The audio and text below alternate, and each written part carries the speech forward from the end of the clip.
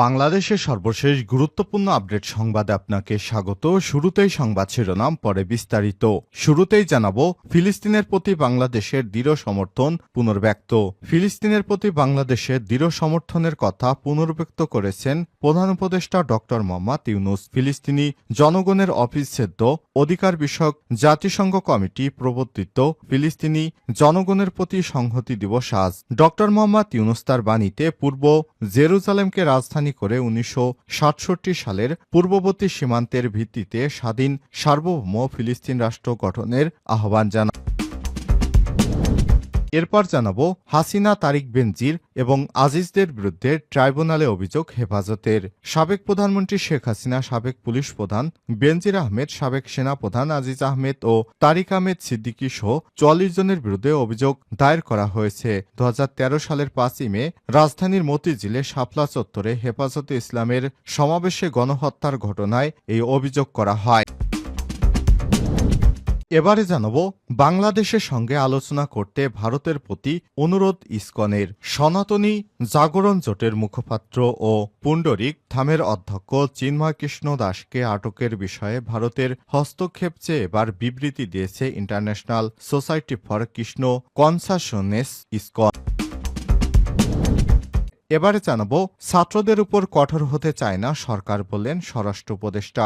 অন্তর্বর্তীকালীন সরকারের কৃষি ও স্বরাষ্ট্র মন্ত্রণালয়ের উপদেষ্টা লেফটেন্যান্ট জেনারেল মোহাম্মদ জাহাঙ্গীর আলম চৌধুরী বলেছেন, কলেজের সমস্যা আলোচনা করে সমাধান করতে হবে। এজন্য আমাদের শিক্ষকরা রয়েছেন, কেউ রাস্তায় নামার প্রয়োজন নেই। আমরা চাই না আগের সরকারের মতো ছাত্র ভাইদের কঠোরভাবে দমন করতে। এদিকে সংবিধানে উপপ্রধানমন্ত্রীর পদ রাখা সহ আরও যেসব প্রস্তাব বিএনপির সংবিধান সংস্কার কমিশনের কাছে আনুষ্ঠানিকভাবে প্রস্তাবনা জমা দিয়েছে বিএনপি, যেখানে সংবিধানে উপপ্রধানমন্ত্রী, উপরাষ্ট্রপতি পরপর দুইবারে বেশি প্রধানমন্ত্রী না হওয়া, সংসদে উচ্চকক্ষ গণভোটের বিধান পুনঃপ্রবর্তন করার প্রস্তাব করা হয়েছে।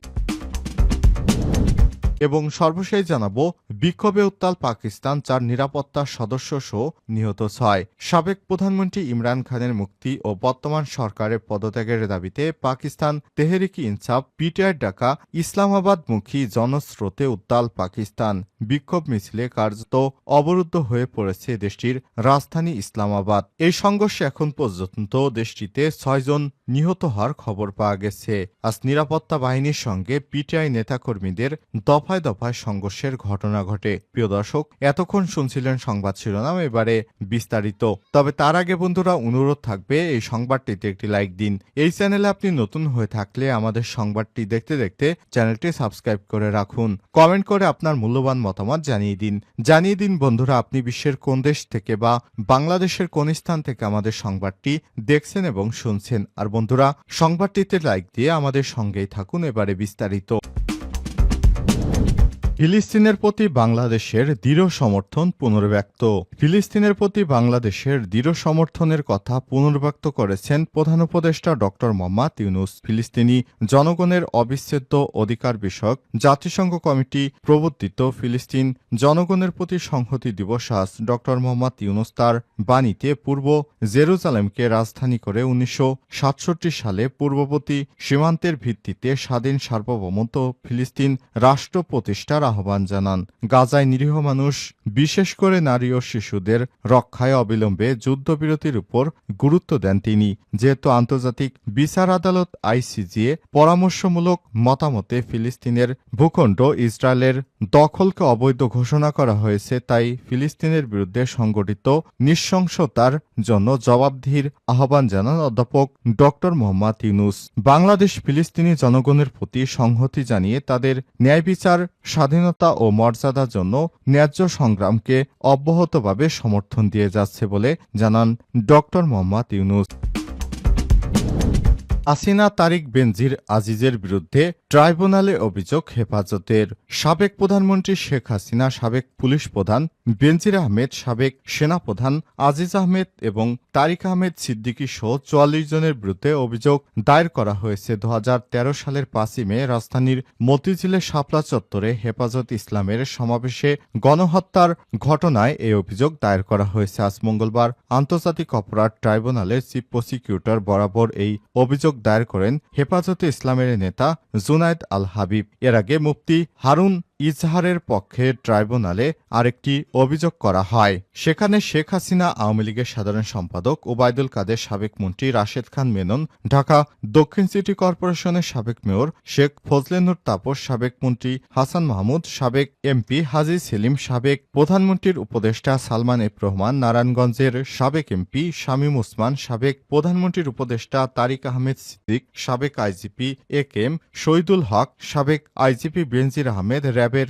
সাবেক অতিরিক্ত মহাপরিচালক জিয়াউল আহমেদ, ডিএমপির অতিরিক্ত কমিশনার ডিবি হারুনুর রশিদ, ডিএমপির সাবেক উপকমিশনার বিপ্লব কুমার সরকার, ৭১-এর ঘাতক দালাল নির্মূল কমিটির সভাপতি শাহরিয়ার কবির, নির্মূল কমিটির সদস্য অধ্যাপক মুনতাসির মামুন, আন্তর্জাতিক অপরাধ ট্রাইব্যুনালের সাবেক প্রসিকিউটর তুরিন আফরোজ, গণজাগরণ মঞ্চের আহ্বায়ক ইমরানী সরকার, ৭১ টিভির সাবেক সিইও মোজামেল হক বাবু, সময় টিভির সাবেক ব্যবস্থাপনা পরিচালক ও CEO Ahmed Zubair, ABG news 24.com-এর সম্পাদক সুভাষ সিং রায়, সাবেক প্রধানমন্ত্রীর প্রেস সচিব নাইমুল ইসলাম খান, সাবেক সেনাপ্রধান আজিজ আহমেদ এবং এনএসআই-এর মোহাম্মদ মঞ্জুর আহমেদকে আসামি করা হয়েছে।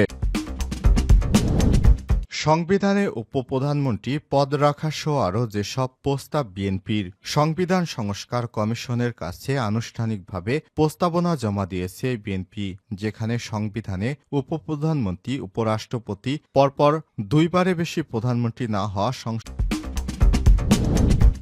বাংলাদেশের সঙ্গে আলোচনা করতে ভারতের প্রতি অনুরোধ ইসকনের। সনাতনী জাগরণ জোটের মুখপাত্র ও পুণ্ডরিক ধামের অধ্যক্ষ চিন্ময় কৃষ্ণ দাসকে আটকের বিষয়ে ভারতের হস্তক্ষেপ চেয়ে এবার বিবৃতি দিয়েছে international society for Krishna ISKCON. গতকাল 25শে নভেম্বর তাদের অফিসিয়ালি টুইটারে এক পোস্টে বিষয়টি জানিয়েছে তারা বলছে, সন্ত্রাসবাদের সাথে ইসকনের যুক্ত থাকার অভিযোগ ভিত্তিহীন এবং তদন্ত অত্যন্ত আপত্তিকর। টুইটে বলা হয়েছে, ইসকন ভারত সরকারের প্রতি অনুরোধ জানাচ্ছে যেন তারা অবিলম্বে বাংলাদেশ সরকারের সাথে আলোচনা করে এই বিষয়টি স্পষ্ট করে যে আমরা একটি শান্তিপ্রিয় শক্তি আন্দোলন। তারা ইসকন নেতা চৈতন্য কৃষ্ণ দাসকে অবিলম্বে মুক্তি দেওয়ার অনুরোধও জানায়। গতকাল সোমবার বিকেলে ঢাকা থেকে চিন্ময় কৃষ্ণ দাসকে আটক করা হয়েছিল। ঢাকা মেট্রোপলিটন পুলিশের মুখপাত্র মোহাম্মদ তালেবুর রহমান বিবিসি বাংলাকে বলেছিলেন, সুনির্দিষ্ট অভিযোগের ভিত্তিতে উনাকে আটক করা হয়েছে। উনার নামে যে মামলা রয়েছে সেই মামলায় গ্রেপ্তার দেখানো হয়েছে। উল্লেখ্য যে গত 5ই আগস্ট আওয়ামী লীগ সরকারের পতনের পর দেশব্যাপী সংখ্যালঘুদের উপর হামলার প্রতিবাদে 8 দফা দাবিতে বিভিন্ন জেলায় বিক্ষোভ সমাবেশ সহ নানা কর্মসূচি পালন করে আসছে বাংলাদেশ সম্মিলিত সনাতনী জাগরণী মঞ্চ জোট।